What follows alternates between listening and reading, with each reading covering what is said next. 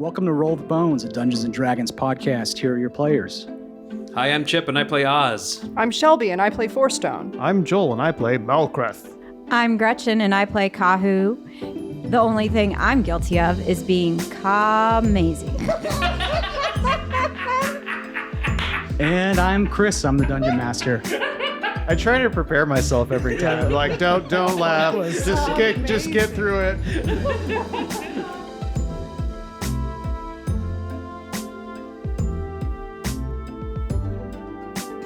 Usually we jump right into the game, but this week I did want to talk shop a little bit.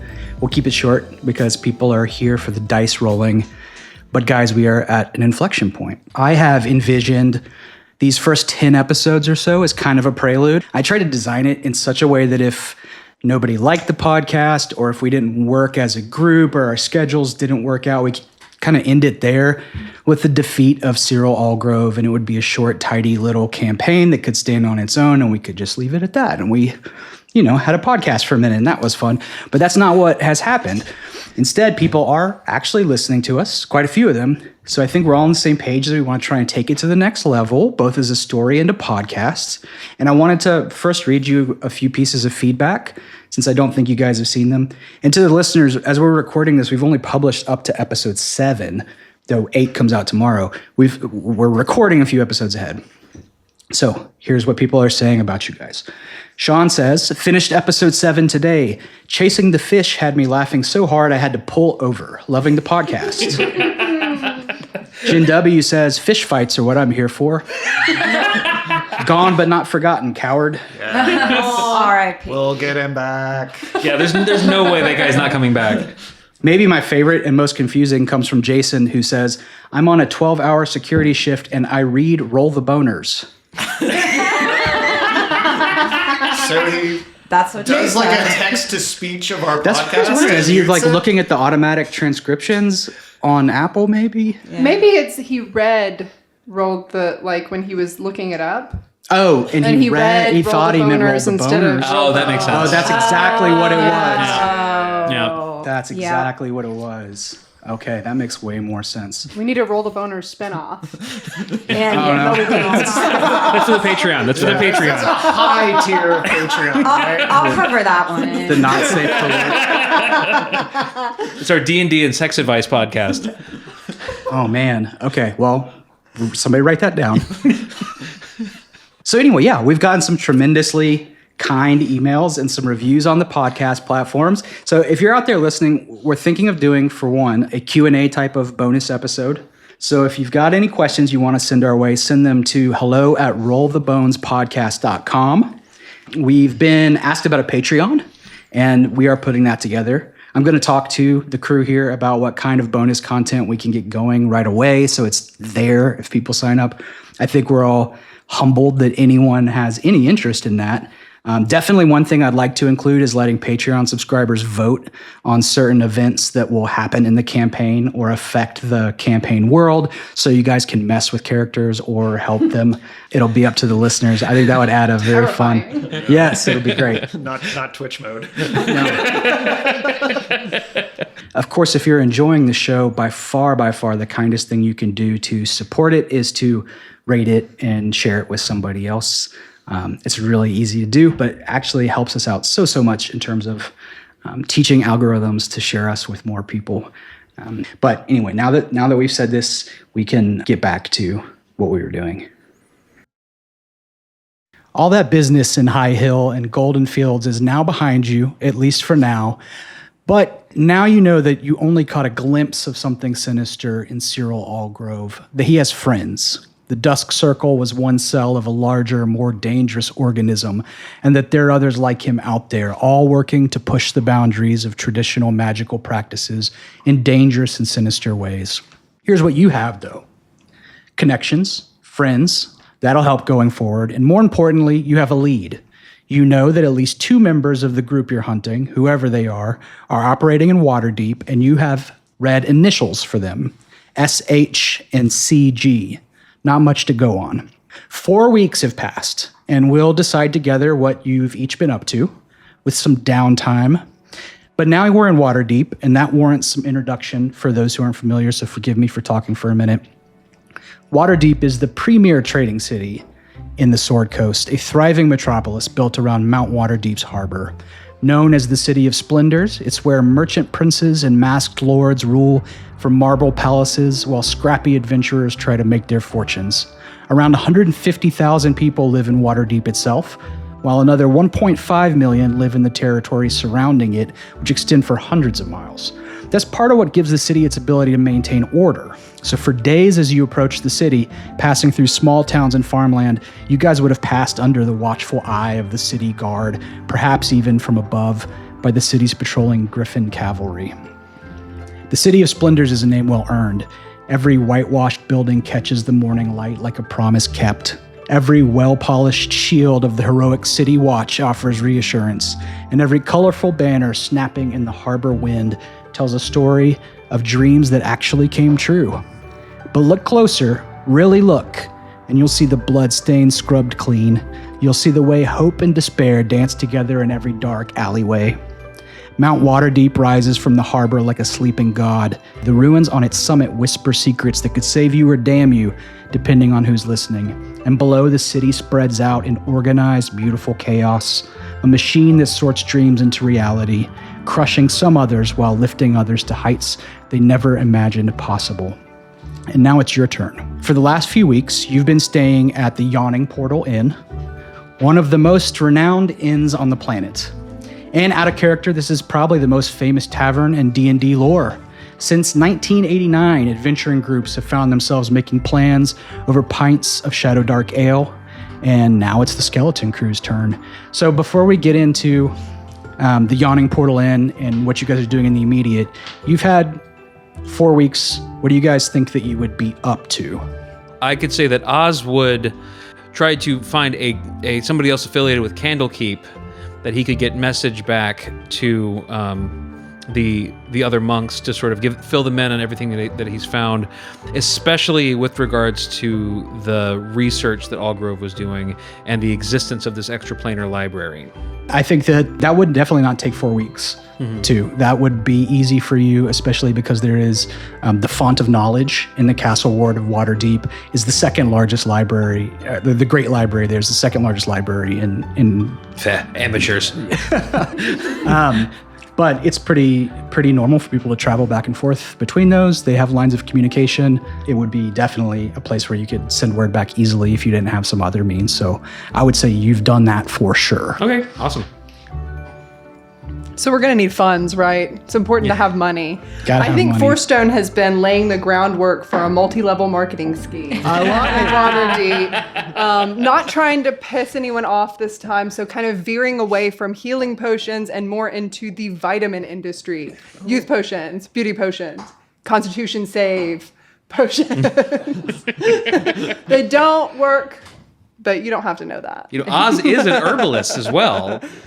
Maybe some of them work then. Yeah, occasionally, you know. Yeah, I mean, you could definitely collaborate on how to make it seem more realistic. Because Oz in on, do you think he'd be in on this? If he is in on it, you would have to make damn sure he doesn't talk to any of your customers. That's exactly what I was thinking. I found also in Xanathar's, it has expanded downtime, and there's literally a section for crime. Yeah. Profit-producing crime. Oh yeah, there it is. I've never played in a game that used downtime mechanics before. This is exciting. Yeah, and I haven't either, and we're not going to like super hardcore use it, but it just actually makes sense for this. I also don't know that I'm necessarily doing it as Fourstone because I'm, with my charlatan background, I have the false identity, so I can be doing it under a alias so as to keep us under the... I haven't given a single thought to it, and now I'm on the spot and scared. Stone. 3 rock. Oh, you can get a lot of money doing crime. Pretty easily. Love to hear it. Yeah, Like the DCs for like a respectable amount of gold are pretty low. there are crime rules for downtime. A character must spend 1 week and at least 25 GP gathering information on potential targets before committing the intended crime. That can stay. This makes sense to me, but this is sort of geared towards more like heists and robberies. Yeah. But I still say 25 GP to concoct your scheme and produce your fake concoctions does make sense to me. So we could say that's 1 week, and then you got 3 weeks to run your grift. Does that seem fair? Yes. You make a series of checks with the DC for all the checks chosen by the character according to the amount of profit sought. So this is fun. how far you want to push the line, how big you're gonna go, and then you'll make 3 checks, just like 3 deceptions or whatever you want to do that makes thematic sense. The chosen DC could be 10, 15, 20, or 25, and then the loot value. And I would have to pass all 3 to pass the check 3 times. No. So if only 1 check is successful, the scheme fails, but the character escapes scot-free. If 2 checks are successful, the scheme is a partial success, netting you half the payout. If all 3 checks are successful, your scheme goes off without a hitch.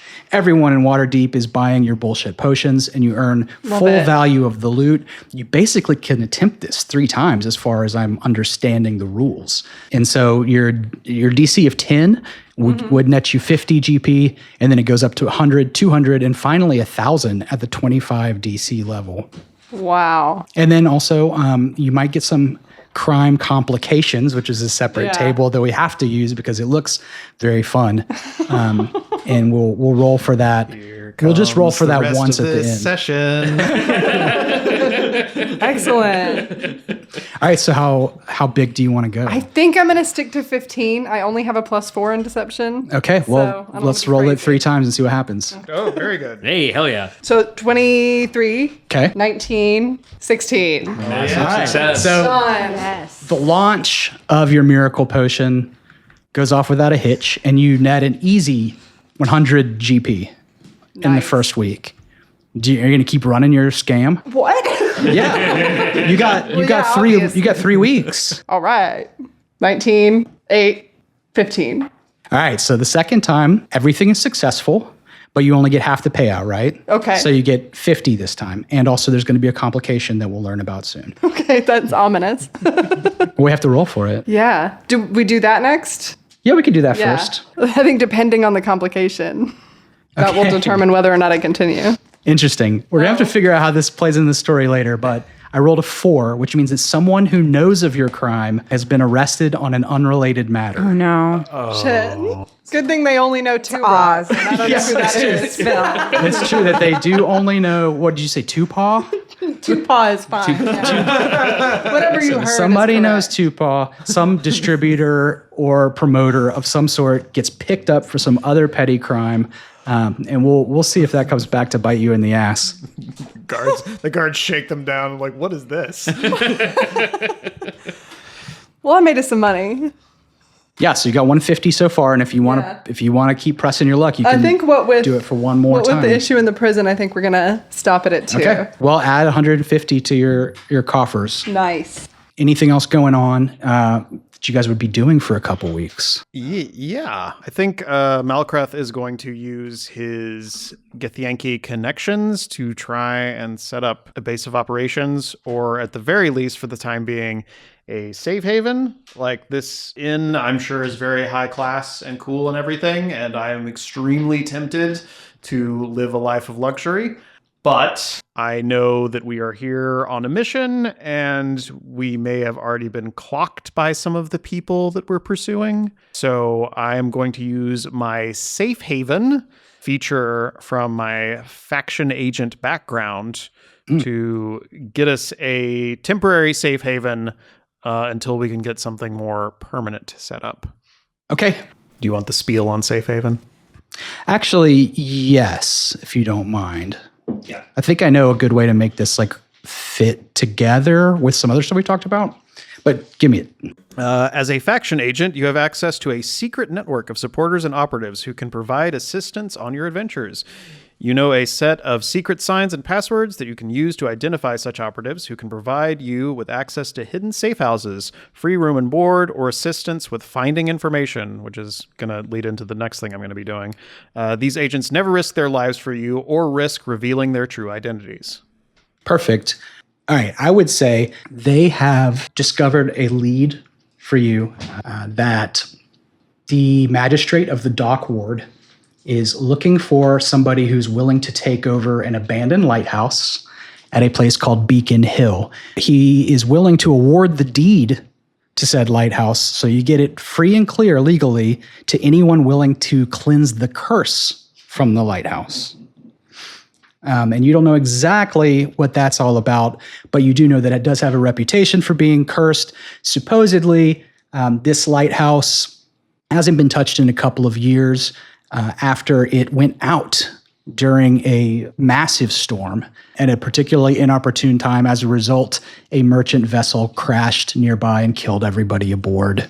Okay. I'll bring that to the group, but also I would like to have my contacts be on the lookout or start putting out some feelers, gathering information on who this SH and CG might be, particularly investigating any sort of magic-related factions in the city. Also, it's Undermountain, right? Is that common knowledge? Is Undermountain I'll talk about Undermountain. I think everyone knows about Undermountain. Yeah. Probably. Well, I mean, Kahu does. I'll explain it in a moment. Yeah. Probably, also like asking them to look into there, because with what they're doing, they probably couldn't do it in broad daylight. And so Undermountain seems like a good place to run shady experiments. Okay. I'll tell you what we discover about that in a second. Kahu, what do you think she'd be up to for a couple weeks? Yeah, so I want to make some money. I have a network of unsavory folks, so I've connected with some of the underground community of Waterdeep and have worked with a merchant who had one of their shipments stolen, and I got it back for them for a reward. Okay. Well, performing a job requires 1 work week of effort, so you actually can stretch this out for 4 weeks if you want. To determine how much money you earn from this, the character makes an ability check. So basically just roll your investigation. And if we want to say that this takes 3 weeks, then you can just roll 3 times if you want, or 4 weeks, roll it 4 times if you prefer. 25 for the first one. Okay. Roll again. Yeah. 17. Okay. 23. Okay. 4 weeks investigation, hard work, and a good success is going to net you 130 GP. Nice. I'm rich. Gold pieces, right? Mm-hmm. I feel rich with that. Mm-hmm. God, everything I want to do in the downtime table costs more money than I have. Even research. You're at the level where like your wealth is going to start growing like a lot more than it has. But you do have, one of you has some like gems and stuff that you haven't sold to that I think are supposed to be worth some amount. You should have a little bit more money than you think you have. I have a lot of money. I have a lot of money now. I got the Staff of the Woodlands I can sell. Oh, yeah. Yeah. You also that have thing's crazy. Yeah, there's a whole thing for selling a magic item. You also have a axe of the woodcutter that is useless to you guys that I don't believe you sold. I don't have that in mind. I don't either. Yeah, Emmerith gave you guys his axe a long time ago. Oh. Which was a magical axe of the woodcutter. Oh. I don't have that in my notes. I don't have that. I don't know if you mind. actually ever did identify it. Oh, cool, an axe. Put it in the cart. Who would make sense to have it? I'm pretty sure Malkrith had it. Okay. I'm like 95% sure. All right. Can we sort of like flash back to as we're heading towards Waterdeep? Well, and I definitely would have helped you identify it. Right. Yeah. Like, so we're like riding to Waterdeep, and it's sort of like I'll be like shifting through my packs and getting some like rations or something, and I'll pull out the axe. Oh, right. Hey, Oz. Yeah. This axe that Imreth gave us looks fancy. Is it magical? Probably. Let me see. And I will cast identify and figure out what it does and what it is, and then realize that it's not useful for any of us. Yeah, it is a woodcutter's axe. Woodcutter's axe is from the Wild Beyond the Witchlight. You have a +1 bonus to attack and damage rolls. And then when you use this axe to make an attack against a plant, an ordinary plant or a creature with the plant type, or a wooden object that isn't being worn or carried, the attack deals an extra 2d6 slashing damage. Oh my god, you gave us this to use against Cyril. I gave it. His vines, all his vines. Fuck, dude. We did it hard mode. Yeah, I gave it pretty early. There was also like 3 NPCs that would have been able to identify it. And yeah, some of which we never even encountered, but I had actually written stuff for. If I recall correctly, you said, "Oh, an axe, I don't like these," and put it away. Probably wasn't fancy enough. Yeah, you like great swords. And what does it look like? Does it just look like a big woodcutter's axe? Yeah, pretty much. I mean, it looks bigger and sturdier than kind of something that you might see used by like a guy chopping down trees. This is the one Emmerith had, so it's pretty badass. Okay. It looks stout for sure and expensive. I know what I'm going to be doing with the rest of my downtime. Interesting.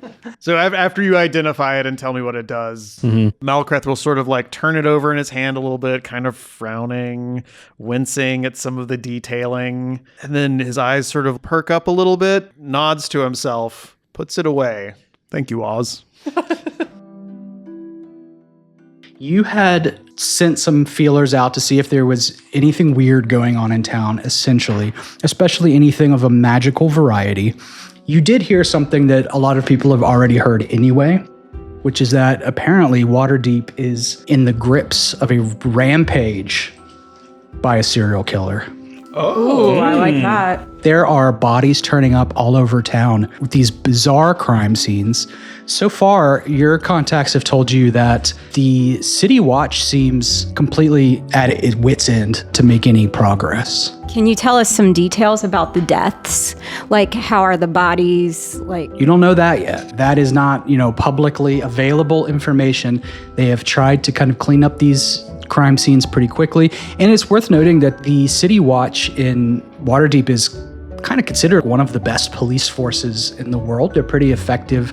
They are sometimes corrupt, as they would be anywhere, but like basically do their job better than it's done in almost any other city in Faerun. Waterdeep is arguably the safest place in the world, to the point that most people don't wear weapons on the street or anything like that. It is governed by a strict set of laws, the kind of Cliff's Notes version of which is called the Code Legal that you guys might know about. And I can provide you at a different time with, a one-page handout of the Code Legal, but I've seen it. I think I know what you're talking you about. probably have seen it. The long and short of it is pretty obvious stuff. Don't murder people. Don't steal stuff. There are penalties for doing those things. And it is not illegal to have weapons on your person, but most people don't. So yeah, you know that apparently there are rumors that a serial killer is on the loose, and you don't know really any specifics beyond that. All right. I guess before I do this thing that I'm going to be doing for the rest of my downtime, I will, during these 4 weeks, I will at some point get together with the skeleton crew in the Yawning Portal over dinner, probably, having my usual 2 full turkeys and several rounds of ale. So I've been reaching out with my contacts, looking for a safer, potentially longer-term place for us to stay. And also somewhere where we don't have to pay every night or every week. I have come across a pretty viable location that might be good for us. There's a lighthouse in the Beacon Hill section of the Dock Ward. There's a catch, though. The deed is completely up for grabs by anybody who can lift the curse that is currently afflicting the structure. Yeah, that sounds Oz way leans safer. Now, you know how rumors spread just in general, and especially in a city of this size. So I'm certain that it is not as dramatic as these dirt walkers are making it out to be. And considering what we've been through already, I'm confident that we can deal with whatever specter or wraith is occupying this lighthouse. And that would give us some place that is accessible to Waterdeep proper, but a little bit on the outskirts, a little bit safer, a little unassuming. Some place that would be our own for the time being until we are done with our business here. Well, I, for one, am very curious about the nature of this curse. When are we going? Yeah, I think we can handle it. Kahu, you're making a face. I'll stay outside until the curse is lifted. All right. I don't mess with haints. Very well. Other than that, so far I've had them look into SH and CG. Nothing as of yet. The only thing of note that I've heard back about is there is apparently a serial killer, as they are called, running amok in the city at the moment. That could be something that we could look into if we needed any side work. I would be interested in looking into that. All right, I can link you up with one of my agents, and they can fill you in on what they know. Otherwise, is everything going all right for everyone so far? City Watch did pick up one of my downlines for Two Paws Miracle Elixir, but I think it's going to be fine. All right, you're going to have to walk me through what a downline is. So he works for me, selling some goods for me, and got caught up in something probably completely unrelated. Nothing that we need to worry about or concern ourselves with, but you know. Are you making contraband? Contraband is a very, very strong word. It's vitamin elixirs. Bring a shine to your hair and a spring to your step. To your fur. Bolster your constitution. Not guaranteed. Do I need to get a hold of my contacts and make this person have an accident while they're in prison? Probably not. He doesn't know my real name. Oh, okay. All right. I think it'll be okay. Okay. Oz. Well, I don't know. Four has kind of kept me out of this, to be honest. You've been such a boon in helping me mix this stuff. You just didn't need to worry your pretty little head about any of the logistics, specifics of it. It's mostly made of mint, if I'm honest. Mint and like Oregano? yeah, and yeah. In fact, let's say this. Let me set the scene just a little bit about the Yawning Portal Inn. I'm very excited that we're here. The first thing that you would notice when you push through the heavy oak doors is not the smell of roasted meat or spilled ale, it's the sound. A deep, echoing emptiness rises from the center of the common room like the breath of some sleeping giant.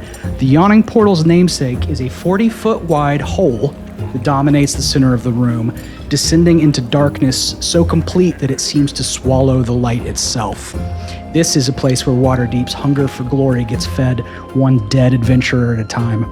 There are 3 floors to the tavern, and floors 2 and 3 have these banistered balconies overlooking the pit. And everyone would know, this came up earlier, that this pit leads down into the Undermountain, which is a massive dungeon complex created a long time ago by the mad wizard Hallister Blackcloak. This is fundamental, famous D&D lore. And there's a bucket and pulley system that can be used to lower adventurers down into the dungeon. And every night people get brave enough or drunk enough to go down. Sometimes they even come back up with fistfuls of gold and treasure, but usually they don't come back up at all. And the proprietor is a former legendary adventurer named Durnan, a gruff, burly man of few words.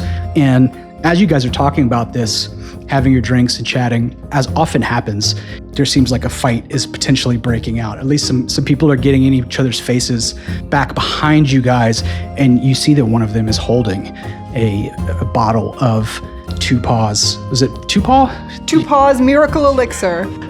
One of them is holding a bottle of Two Paws Miracle Elixir, and they pop the cork on it and start chugging it to get themselves psyched up for the potentiality of a fight. Nice. But that's just happening off in the background. Try the Two Paws Miracle Elixir. No, Yes. Oz, I meant more, what have you been up to? Oh, I've mostly been drinking. I assumed you would be doing, I don't know, research or something? Well, no, I made contact with my with some local monks affiliated with Candlekeep to fill them in on everything that we've encountered so far. But Yeah, I've been relaxing largely. Although there is this staff I need to sell. I just got the staff. Just carrying it with you? I'm just carrying it around. Yeah. What is it? The staff of the woodlands.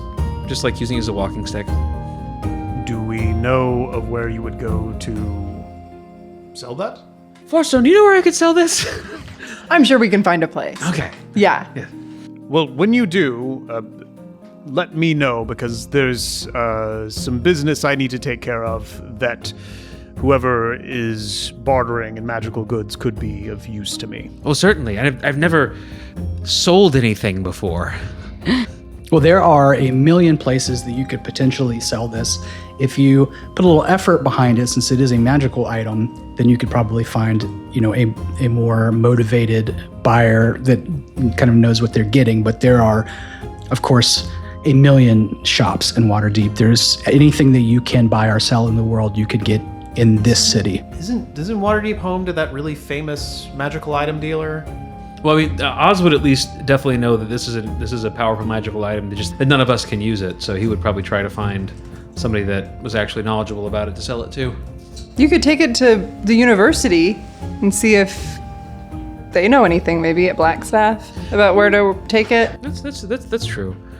They certainly wouldn't be able to buy it themselves, Right. Academicians and all. They might be able to point you in the right direction vis-a-vis who's looking for something like that, though. Absolutely. After asking around a little bit, and Kahu might know this too, because I think Kahu has done some time in Waterdeep in the past. Chanzelber's Manywares is the name of one shop in the Sea Ward that deals in luxury goods that might be able to take it off your hands. But there are a number. You could even go to any of the locations of Aurora's Realm Shop. That's what I was thinking of. Yeah, Aurora's is, they have everything. And there are multiple, it's a chain at this point. Yeah.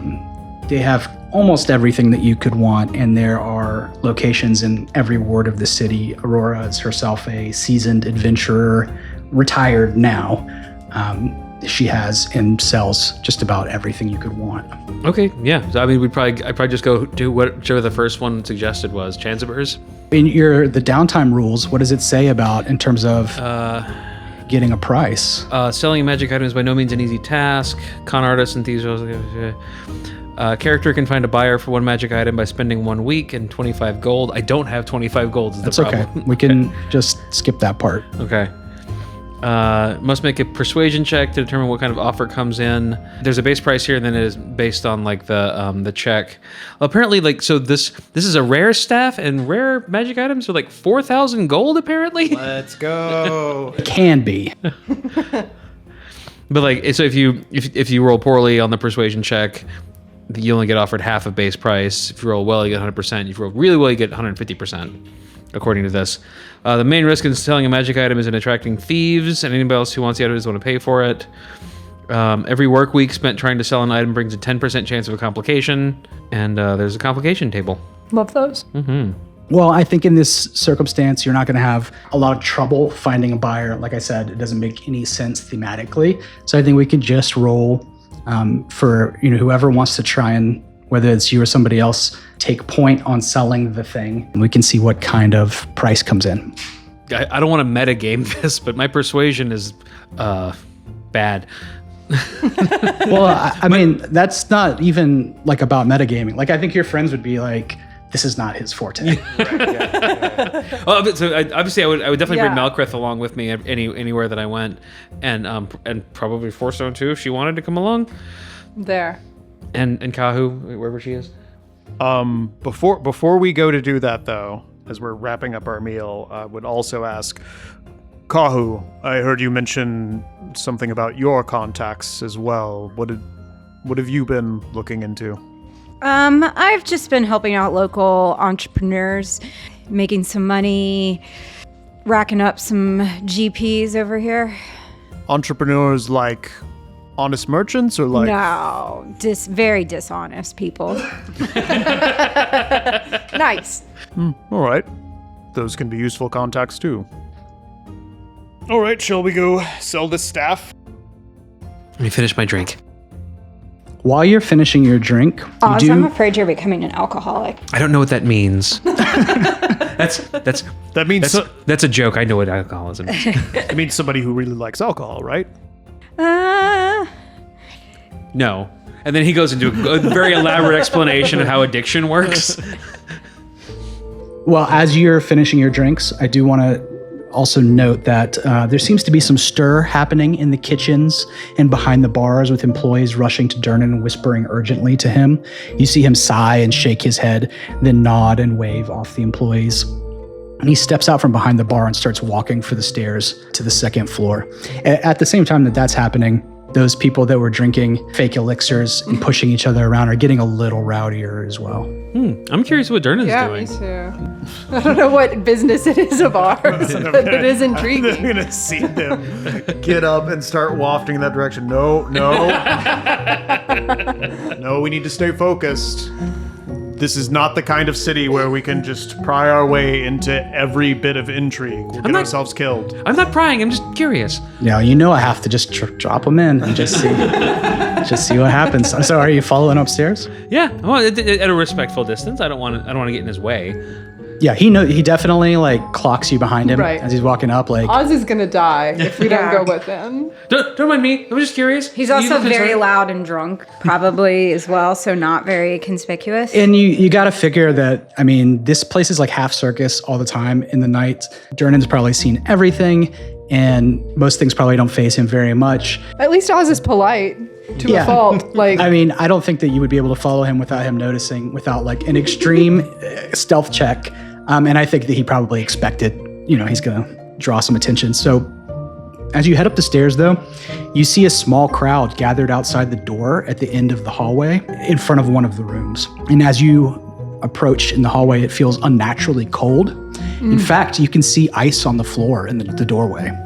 And Durnan shoos everyone away and looks inside for a minute and kind of shakes his head. And then he starts to walk back, going back downstairs.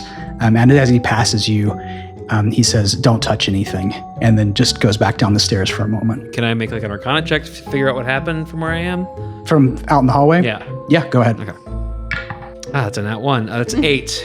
Yeah, you don't know. Could you send your owl or... No, I'm gonna get closer. So as you're standing there alone outside this room in the inn, here's what's up. The room is frozen solid. And sitting on the floor in the middle of the room is the corpse of a middle-aged man with a cloak pulled tightly around him. His skin is bluish, frost accumulated in his beard and eyebrows, and he's surrounded by books and notebooks that are not frozen. Do I know what could have done that? I mean, he looks like he's frozen to death. But what could cause the room to be frozen? Not offhand. I mean, there's a million different things that could potentially cause that. So- why don't you roll me a perception check, though? Okay.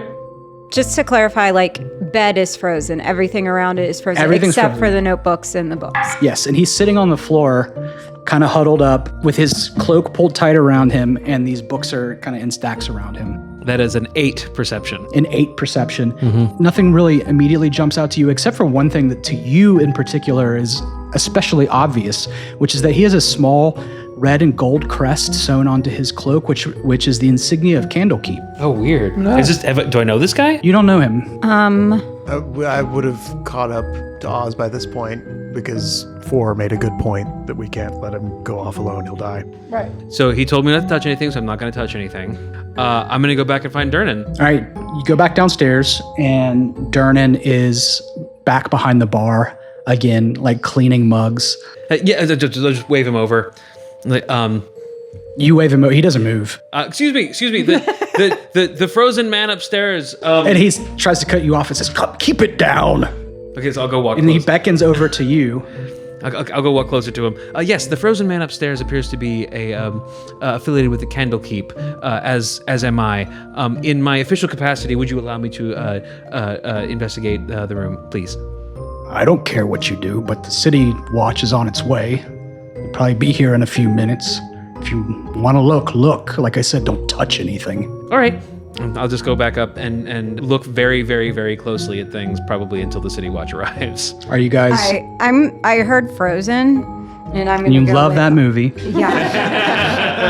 Wait, the animated one or the one about the people that freeze to death on the ski lift? What? I don't know about that one. It's apparently it's very bad. I haven't seen it, but yeah, that's a movie. Sounds that exists. good. It sounds better than Frozen, the animated one. No, I hear that, and it has piqued my interest that maybe this is for real and not a random distraction. So I'm gonna go with Oz back up to that room and investigate.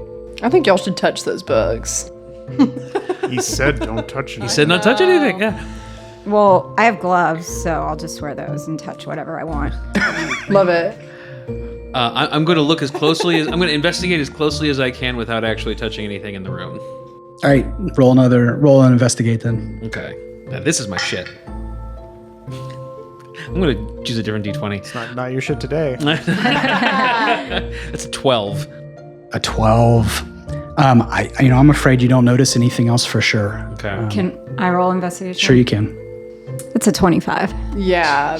Okay, I'm 25, and you're touching things. Yeah, with my gloves. Can you tell me, what are you touching? Like, what things do you want to paw at? Because I know how to look at a crime scene. I don't want to disturb things, but I've touched the man's body and kind of pulled back his cloak to see what I can see underneath. Does he have any weapons?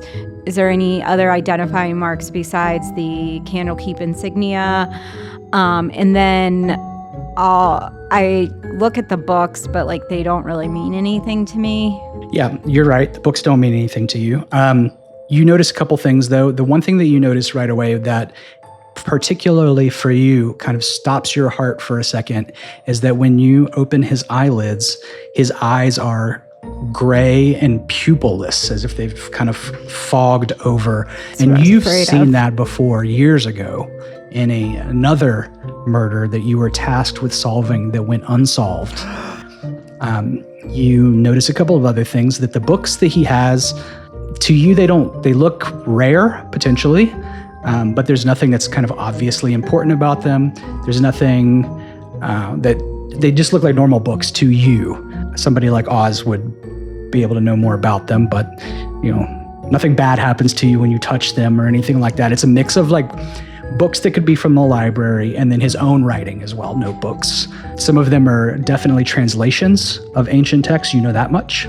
And then there's something else that you notice with that high of a roll that is very odd, which is some sort of thing stuck in the ceiling that looks like, almost like a glass dome that's maybe softball sized, that it seems to be installed into the corner.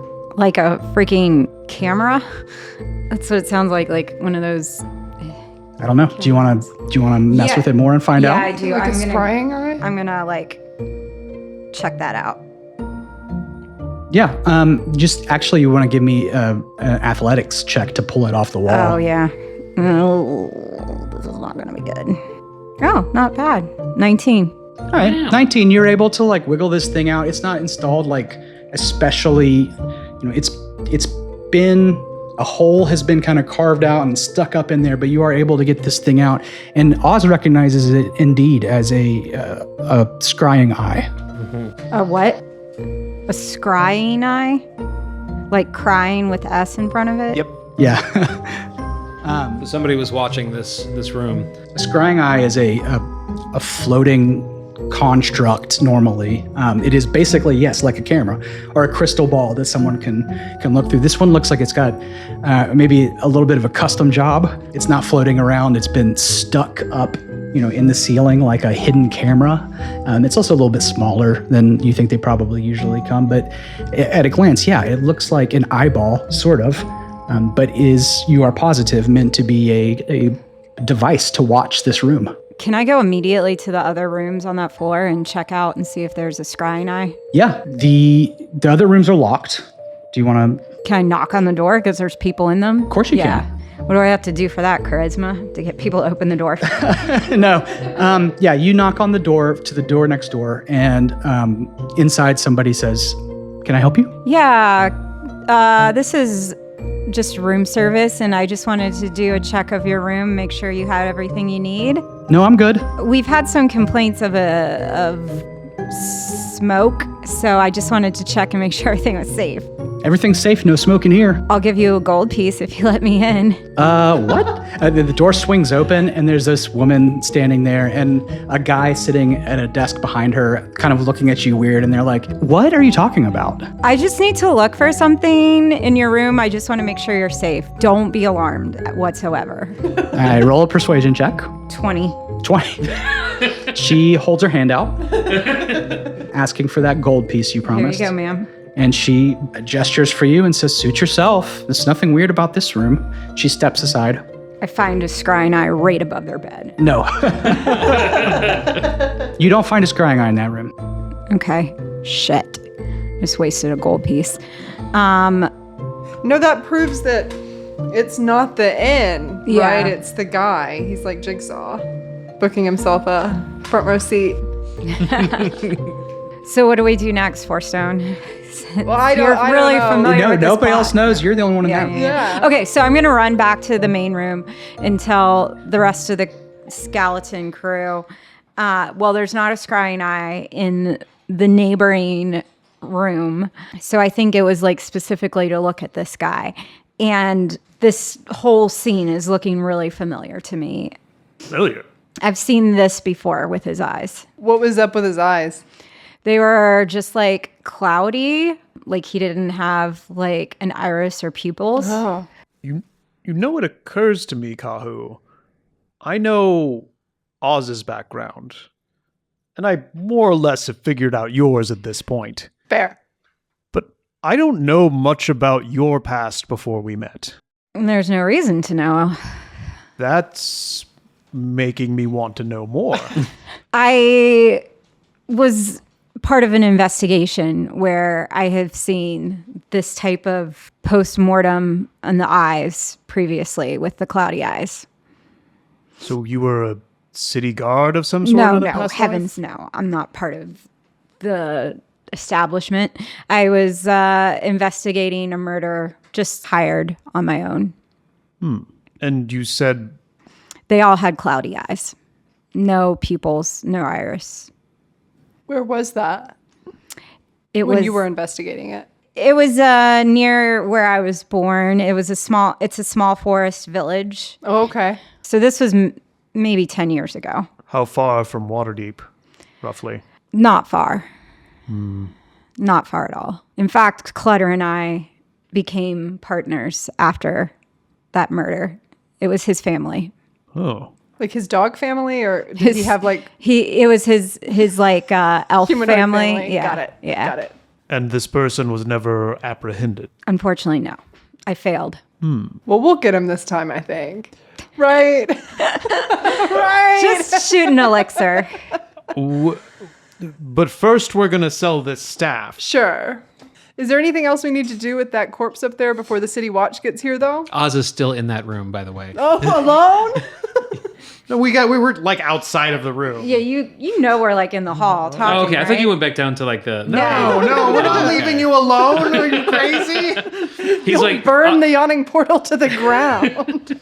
I've been sitting here like out in the hallway, keeping an eye on you and keeping an eye on Kahu the entire time. Well, at this point, Oz is like on his hands and knees, carefully scrutinizing the pattern of frost on the floor, trying to discern if there's any kind of like significance to it. Oz. If you still haven't looked at the books, I mean, I've looked at them. I've not touched He doesn't them. want to touch up. got it. Oz. We should probably leave before the city guard show up. Kahu already touched the Especially books. I think you can since touch the we've book. disturbed Yeah. the room and taken evidence. We have. Okay, I'm gonna look at the books right quick. Do it. That's not what it... No, keep looking. Keep looking. Do it. Do it. This is books- the only time I'll encourage you. The books are not especially special, right? The books he has are rare, and it would be a pity for them to be lost to time.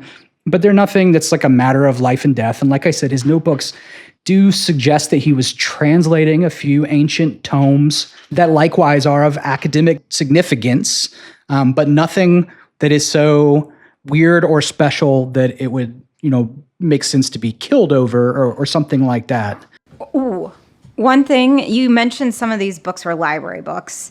Can we check, is there such a thing as like a stamp to say what library it came from? Yes. Yes, there is. Nice. They all came from the Great Library here in Waterdeep. Oh. Is there anything especially in this guy's personal journal that would tell me what his name was? Of course there is. Written on the inside cover of all of his journals, it says, Avard, Master Reader of Candlekeep. And you would know that... So you would know him, right? Sounds important. No, because a Master Reader there's more than one Master Reader. There's lots of Master Readers. It is a sage that's pretty high up in Candlekeep. It is like a senior monk that... So he just read a lot of books for his book at pizza. Yeah, I mean, that's pretty much what Candlekeep That deep is. dish. Except for instead of pizza, you get like progressively cooler robes and stuff. My robes are very bland. They're just yellow, but there's no like filigree or anything. That's his are too. Most people's are. Oh. In fact, like you haven't seen even the thing of like the cloak having an insignia really very often. Some people do that. Like you can get them customized and sometimes they can be sold at Candlekeep that way, but it's not like a uniform thing. Is it considered tacky to have the... Not necessarily, especially if he was outside of Candlekeep, if he was traveling for work, then that might even be appropriate as a way to represent the institution. Even for the masturbator of Candlekeep. Sorry. They're all masturbators. You don't think any of us are getting laid, do you? Okay, yeah. So I'll note the guy's name and evacuate the room. Okay, you evacuate the room. We'll leave. Yeah, you guys walk down the stairs, and then mere seconds later, the couple guys from the city watch. There's only two of them. And this is actually I'll explain, but it's kind of normal. They come in, they go upstairs. It's just two guys, paladin-looking dudes, and they go upstairs, and you are back at your table. So firstly, a point of order because I can just see the comments now.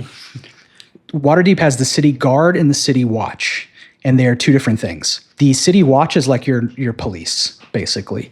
And then the city guard guards the walls of the city and outside of the city. They're more like a military force that's looking out versus And that's the Griffins? Yeah, the Griffin cavalry is part of the city guard. Yeah, the city watch are kind of your normal foot soldier guys that are patrolling the streets. And depending on the neighborhood, then there's often only two of them because, like I said, there's really not a whole lot of crime in Waterdeep, or at least where there is, it's kind of contained to specific places. So this is the Castle Ward, which is one of the nicer areas of Waterdeep, and so they're only in groups of two out here, but they have means to call for backup very easily. So should you ever fuck around and find out, two can become 50 very quickly. Okay, well, we'll not sit back down at our table. We'll just go ahead and leave just in case somebody mentions that we were up in that room and they want to start questioning us. Yeah, let's get out of here. No, guys, I thought Got a staff to do we sell. want to? We've got a staff to sell. We've got a lighthouse to decurse. We've got things to do. Ooh, I'm very interested in that curse. Me too. And then later we can fool around with this murder business. But we Because don't we want to be also- here while the city watch is doing We it. want 2 paws out of the line of sight of City Watch. Real. Yes. Yeah, and also because tabaxi are not like that common. They're not the weirdest. Same with Githyanki. You know, this is Waterdeep. Like anything goes. There's people from all over the place. This is the most kind of cosmopolitan place in all of the world, arguably. But you'd remember still, a tabaxi you might or a remember gift faster tabaxi. than you would a human or an elf. Especially Stands out two more. traveling together. Right. Truth. Okay. I will allow myself to be dragged from the most interesting thing that's happened to me all week. Give it time. The night is young. All right, we'll go sell the staff. Okay. Okay. Who's gonna do the talking and roll a persuasion check? I will. Roll me up one. Wait, Kahu, what's your persuasion? Because if yours is more than mine, you can. Mine's fine, but it's... +1. I'm on it. All right. Roll a persuasion. All right. Can I help? Can I do the help action? Yes. Anything to help me, that would be wonderful, because I did roll a natural 1. Oh no. I'm going to give the help action by like elaborating at great length about the abilities and the powers involved in the use of this staff. Okay. This is my buddy's walking stick. I guess I'm just using the help actions that just gives you advantage. Cool. Good. 16. All right, a 16. Much better than a 5 or a 1. Starts like scratching one of the banisters. Stop it. So anyway, he walks around with it. So they offer you 1,500 gold for it. Jeezy. There's not like an appraise skill in this version of the game. Do I think that that's a fair price? I think craft is used for appraising. Can I roll insight on the guy to see if If he thinks he's giving you a fair deal? fair price? Ooh. Yes, you can. I think that's a great I idea. kind of want to do the same thing. Can I? I got a 14 for insight. What did you get? Where's my 17? 17. Hold on. Let's have him roll deception and play it cool. Shitty roll. You guys both think that he is playing a little bit hardball, but that he mostly thinks he's giving you a fair appraisal of its value. Would you say 1,500, 1,400? 1500. 1,500. 1,500? I think we can stretch him to 1750 at least. Would you give it to us for 1,750? We would give it to clarify. Did- We would yes, give it that's- to you for I've never done this before. 1750. He's new to this. Might want to ask for 1,800. I already said 1,750. He did. He says 1,600. Give him another offer. You're learning. uh, What's between 1600 and 1750? Find something.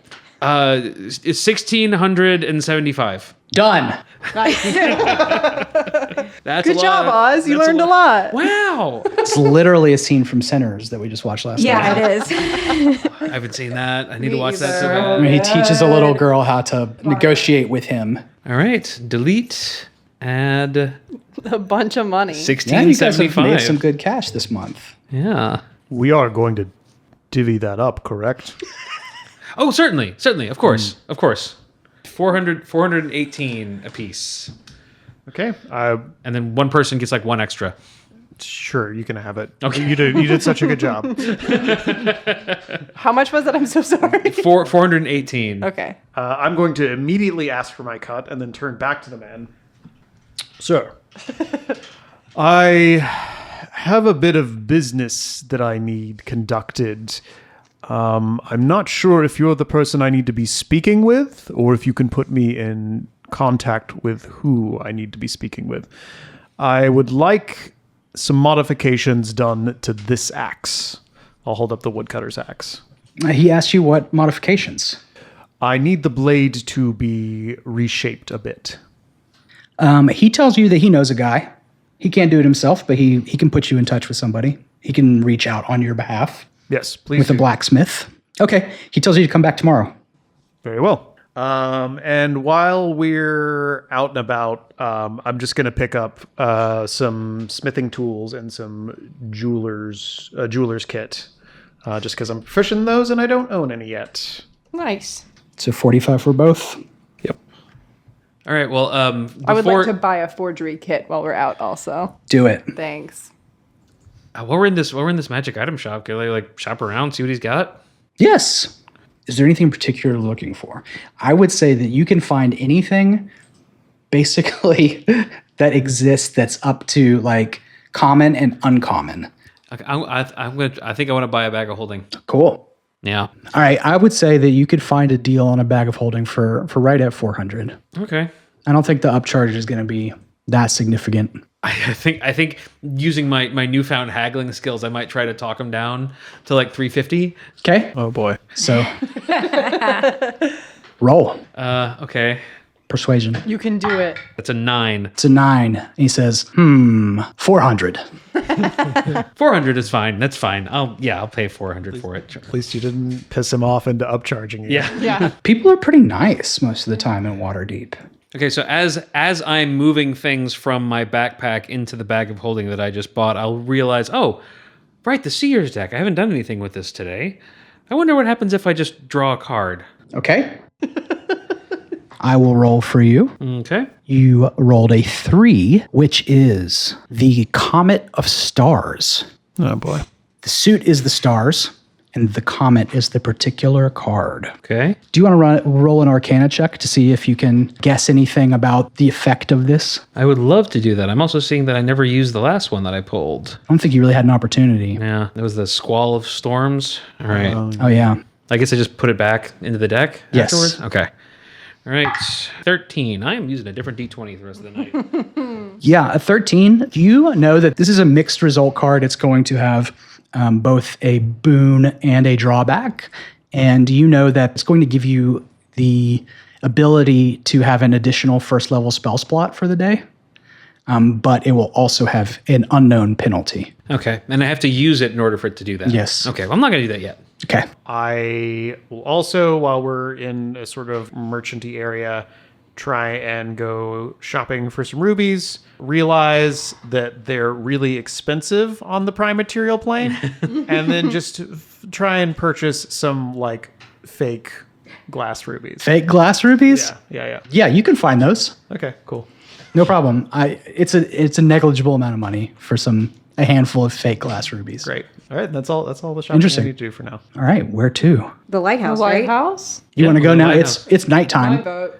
It's nighttime, by the way. Okay, so is there like a city official that I need to go touch base with before we go do this, or is it just like an open invitation to anybody who wants Open to invitation, try baby. their chances? That's fine. Yeah. I would rather do this tomorrow. I don't suppose that it really matters. I mean, what are the odds that this thing is being haunted by some sort of plant creature?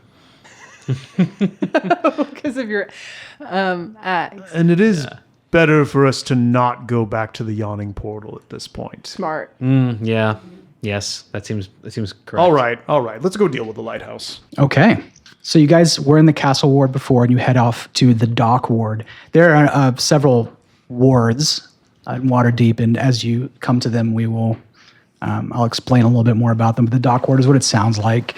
The bustling port ward. Off the beaten path from the main roads of the dock ward, a path winds up through tall, sea-swept grass that rustles in the constant sea breeze. Wildflowers dot the hillside. You can see them by the moonlight. These hardy coastal blooms in purples and yellows that nod gently in the wind. The air is crisp and clean, carrying the scent of brine and distant rain. This is a very peaceful spot.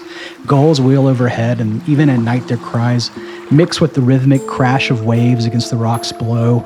It's really a nice place. And at the hill's crest, you do see, even in the darkness there, the black silhouette of this old lighthouse.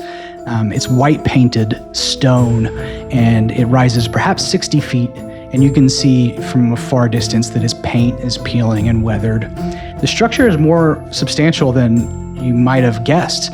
As you get close, you can tell that there's also a small lightkeeper's house that's like built into the lighthouse's base.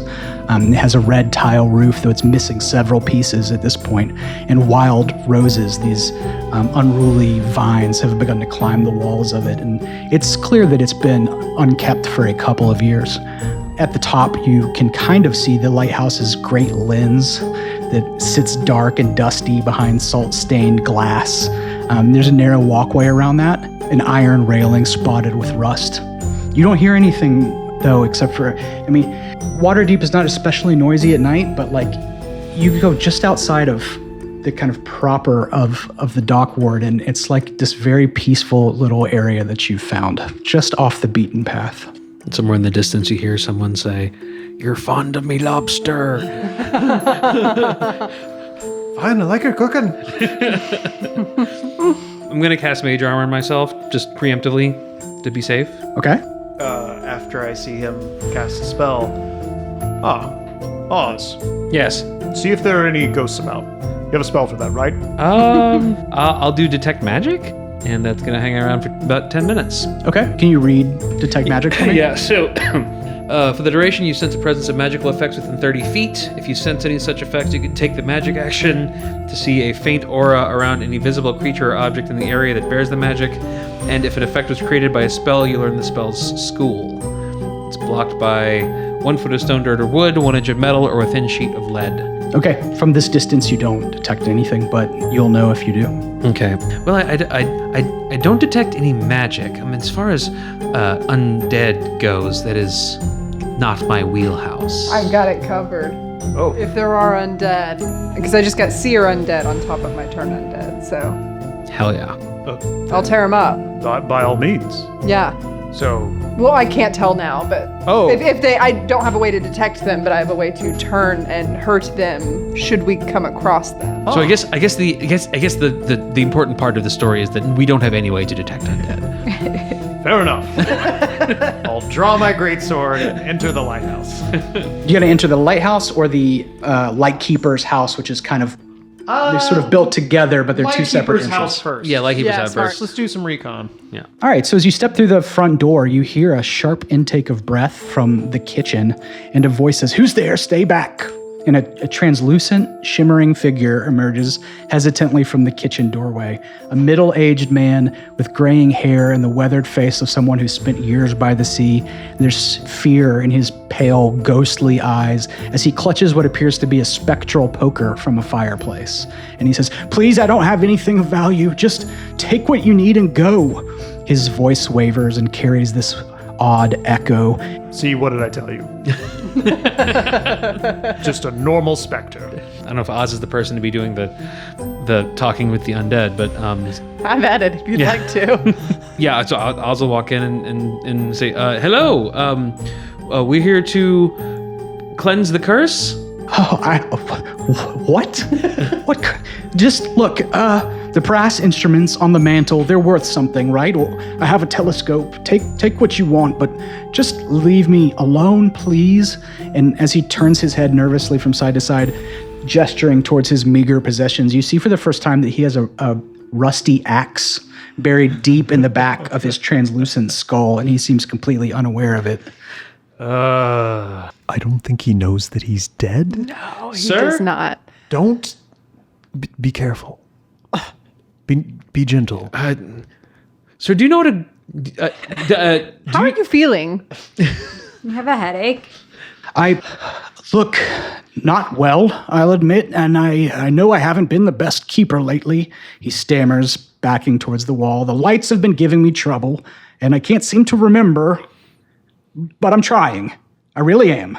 And his form kind of flickers slightly, like becoming more transparent as he becomes more distressed. Are you here about the complaints? I know ships have been having difficulties, but there's something wrong with the tower.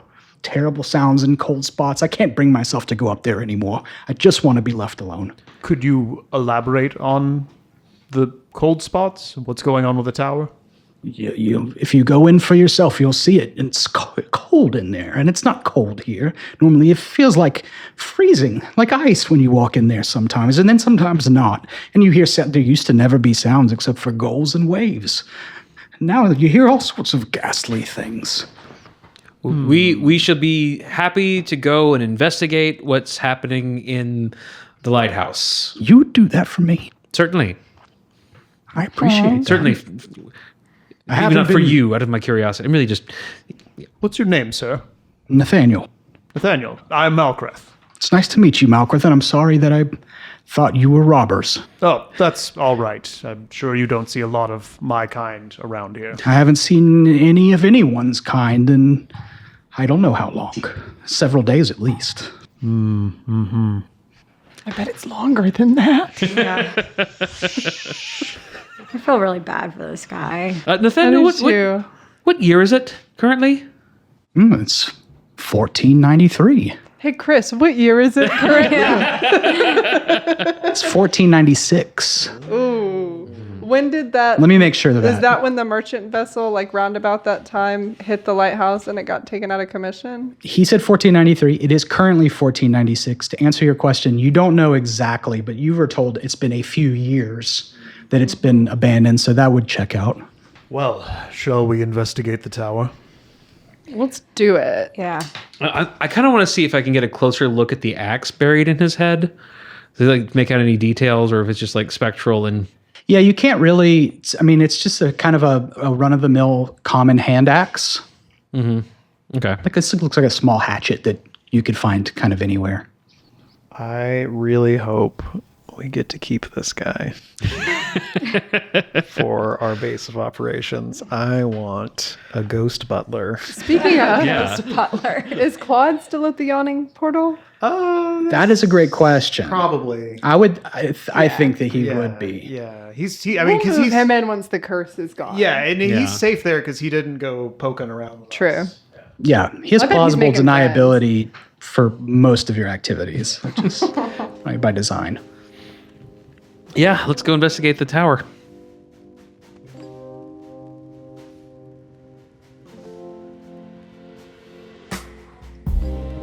Thank you for listening.